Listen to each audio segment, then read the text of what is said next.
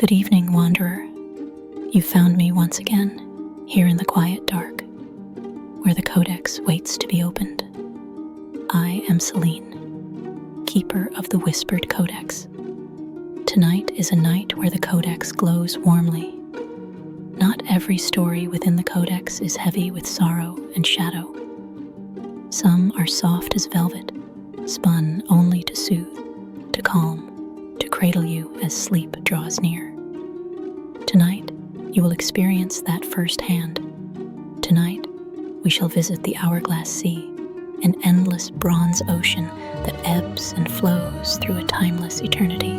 Come closer, and let me show you a place hidden far from waking maps, where the world softens into dream.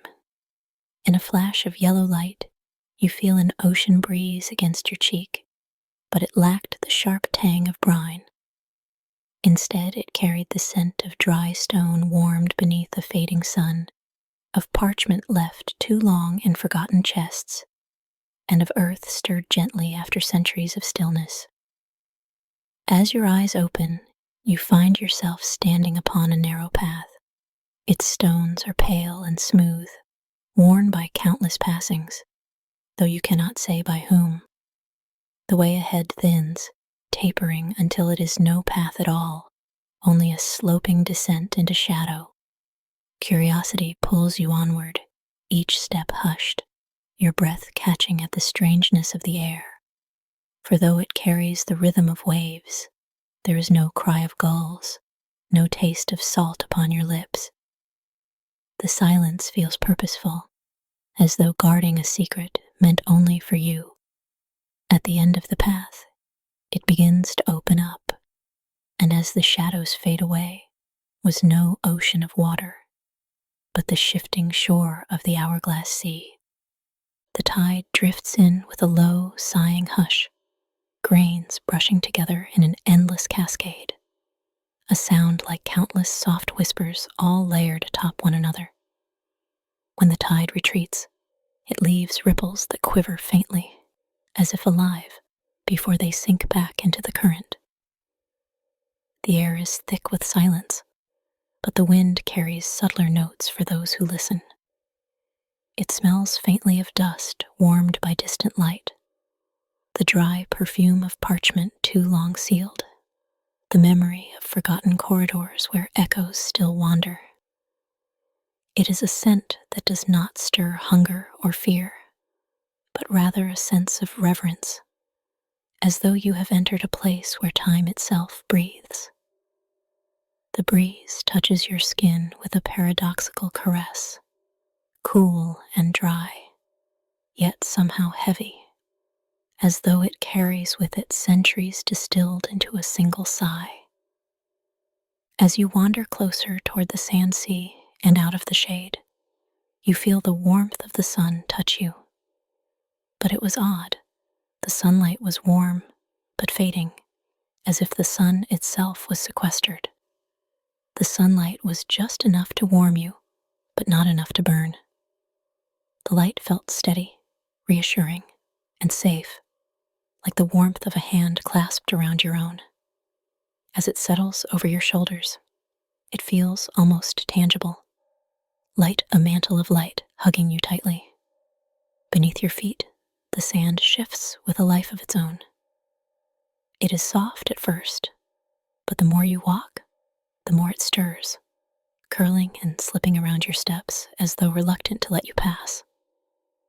It does not crunch or grind, but flows, whispering like silk being drawn across stone.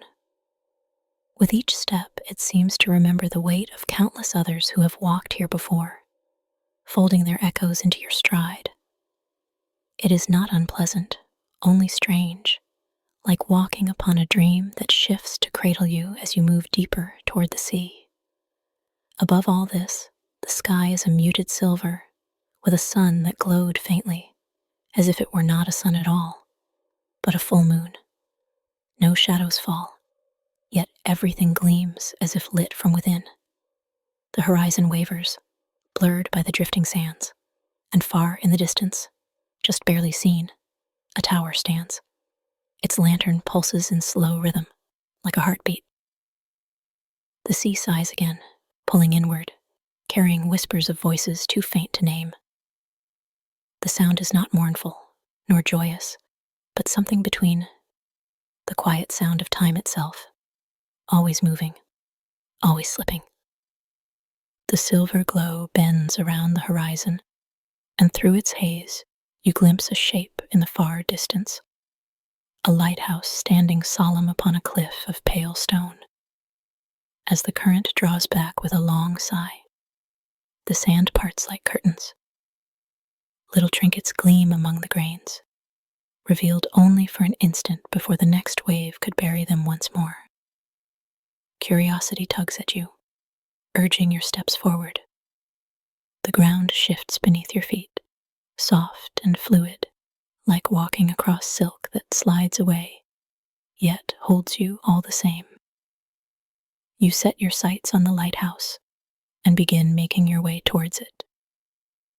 As you saunter along the shore of bronze, you come across a trinket that catches your eye, a golden pocket watch, worn and dulled with the passage of time.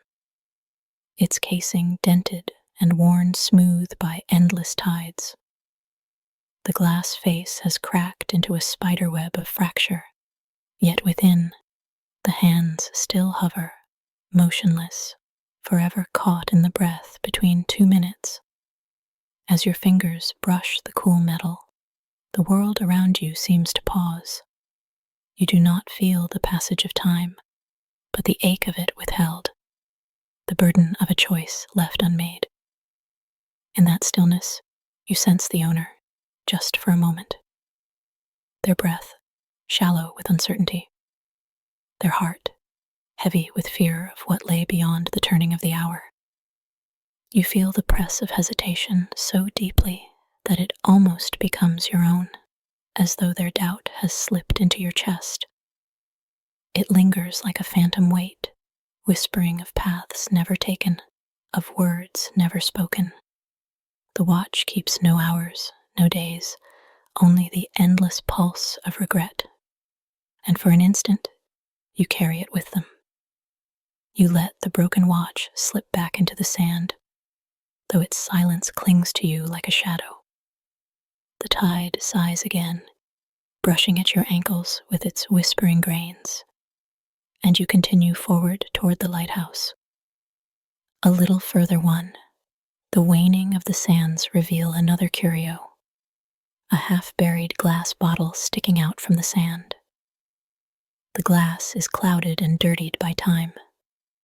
Grains have gathered at its neck like a stopper, and within, a slip of parchment clings to the curved wall. You could not make out the words, but you can tell the words have long begun to fade. Faint blue stains spread across the paper like veins in the marble, the message bleeding away.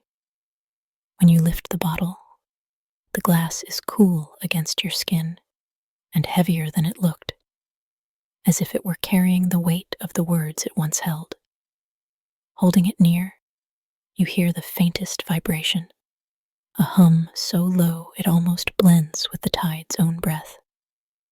And suddenly a breeze hits you, and with it the sounds of wood creaking, the taut pull of ropes straining on a ship.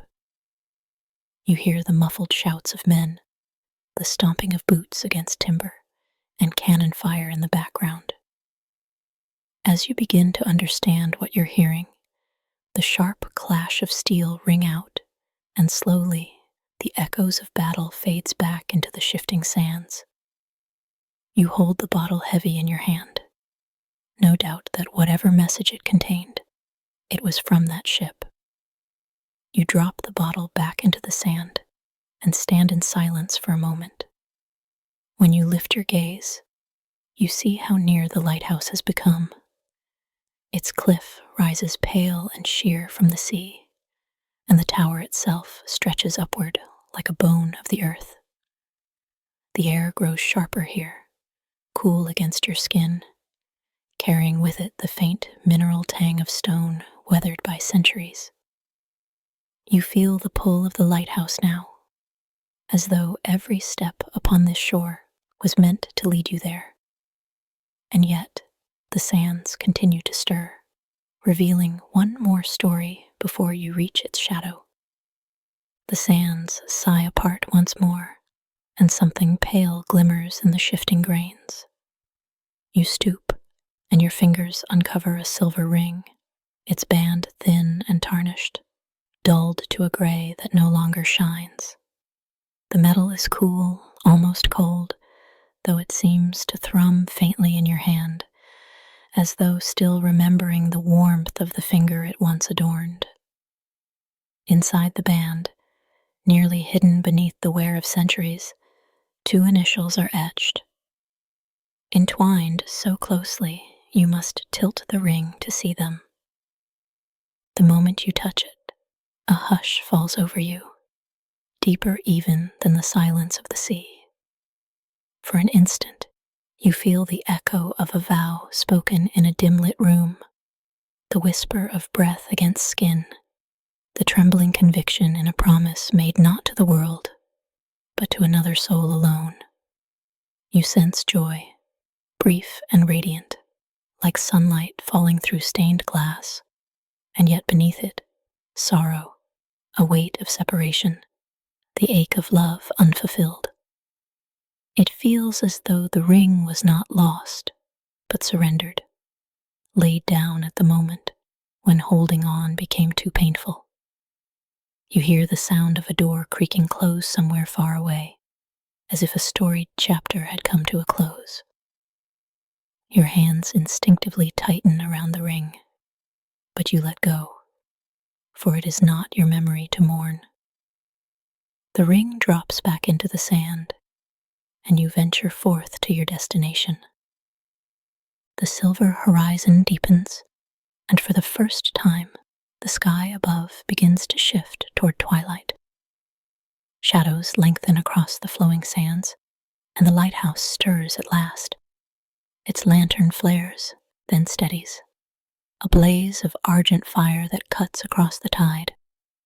The beams fall in sweeping arcs, gliding over the sea as if searching for ships that can never come. Each pass of the light sends the grains of sand glimmering like shattered stars, until the entire shore flickers, as though it is part of the beacon's breath. As you draw near, you see the tower more clearly. It is built from blocks of pale stone, veined with quartz that glows faintly in the lantern's reach. Time has weathered it, carving long grooves down its face where storms once clawed, but still it stands unbroken, rooted deep into the cliff's bone. Around its base, driftwood lies scattered like forgotten bones, and patches of seagrass stir though no true wind moves here. The air grows heavier, tinged with the sharp metallic scent of old stone and lamp oil, a fragrance both foreign and strangely comforting. And there, at the foot of the tower, a figure waits. The lighthouse keeper stands tall and spare, his shoulders wrapped in a long coat the color of ash, its seams glinting faintly as though stitched with threads of silver. His hair falls in pale strands touched with white, stirred by a breeze that does not reach you. His skin has the pallor of moonstone, weathered yet luminous, and when you meet his gaze, you see not coldness, but a steady warmth. His eyes gleam like lantern glass catching flame, bright, alive, and watchful. When he speaks, his voice surprises you. It is not stern, but soft and kind, with a timbre that reminds you of a fire burning low, a voice meant for long nights and weary travelers. "These relics you've found," he says, nodding toward the scattered trinkets in your hands and along the shore. "They are not of one place, nor one age. The tide brings them from every corner of time, scattering what was lost, forgotten, or surrendered. Each bears the weight of a story, waiting for someone willing to touch it." He studies you for a moment, the lantern's glow washing across his features, and his lips curve into something like a smile. Tell me, wanderer, have you found what you were searching for among these fragments? Or was it never an answer you sought at all? Perhaps all you wished was a little respite. His words settle over you gently, like a cloak laid across your shoulders. Then he gestures toward the winding steps of the lighthouse, his hand pale against the stone. Come then. If rest is what you seek, the lantern above will welcome you. Climb to the top, sit in its glow, and let your eyes wander across the Hourglass Sea. Up there, time moves as slowly as you need it to. The light flickers once, brighter than before, as if to seal his invitation. The lighthouse door groans as it yields, revealing a spiral of stone steps curling upward into shadow. The air inside is cooler, touched with a faint tang of iron and oil, and your footsteps echo softly, mingling with the distant hum of the lantern above. The walls are rough-hewn, veined with pale quartz that glimmers faintly as the keeper's light filters down. Dust motes drift in lazy spirals, stirred by your passing, and the silence here feels thick, as though the tower itself holds its breath. The climb is long, but not unkind. The steps rise steadily, each one worn smooth by centuries of souls that have pressed this path before you. Through narrow slits in the stone, the outside light slips in, thin blades of silver cutting across the spiral, offering fleeting glimpses of the Hourglass Sea below. Each window opens a little more of the view. First the endless shore, then the restless tide of sand, then the faint shimmer of objects glinting like stars along its surface. At last, the stairway opens into the lantern chamber, and the air blossoms with light. The beacon itself towers above you, a crystal globe brimming with argent fire, its radiance soft rather than blinding, as if made to soothe rather than warn.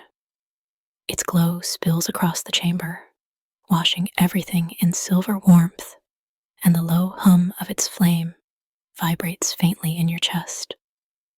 Beyond the glass, the world unfolds. The Hourglass Sea stretches endlessly, its tides flowing in great waves of golden sand that shimmer like molten glass under twilight's glow. Each retreating surge leaves behind trails of light, as though time itself were written upon the shore. Farther out, you glimpse faint silhouettes rising and falling within the tide, ships that are not ships, buildings that are not ruins, shapes dissolving as quickly as they appear. They come and go like memories surfacing from a dream, fragments of other ages cast adrift in the current. The horizon is no longer a blur of silver, but a living veil. Clouds drift there in impossible colors, lavender and rose, deep cobalt and green, as though the sky itself cannot decide which moment it belongs to. And above it all, stars prick through though the sun has not yet fallen. Constellations that shift as you watch, reshaping themselves with each beat of the lantern. The wind is gentler here, almost tender, brushing your skin with the coolness of stone cooled at nightfall. It carries the faintest scent of lamp oil mingled with something sweeter, like rain about to fall. From this height, the sigh of the shifting sands below becomes a lullaby, a steady rhythm that cradles the silence between heartbeats. You find a worn bench at the top and rest while you take in the views. The breeze drifts through the air with the faint sweetness of rain that has yet to fall. You close your eyes and listen to the lullaby of the Hourglass Sea. The hum of the lantern and the warmth of the air's quiet embrace. As your breath begins to deepen, You feel your shoulders grow heavy and your mind begins to drift. Gently but surely, you surrender to the peace this place brings and fade softly into your dreams. The Codex closes for now, but there is always another tale to tell. So rest well, wanderer. Until we meet again, here in the quiet dark, may you sleep deeply and dream warmly. If you enjoyed tonight's tale, be sure to subscribe to our YouTube channel and follow our podcast so you never miss a new story. I shall be waiting there in the quiet dark with another story just for you.